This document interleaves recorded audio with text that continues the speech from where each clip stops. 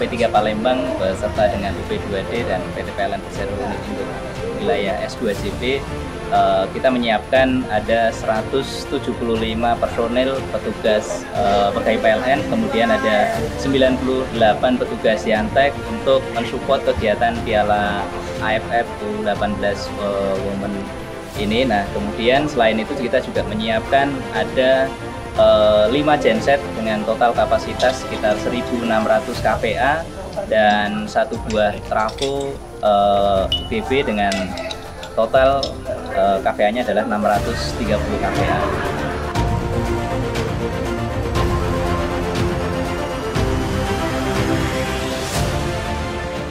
Jadi untuk mendukung kelancaran pelaksanaan AFF Women Championship ini, kami menyiapkan layanan tanpa kedip.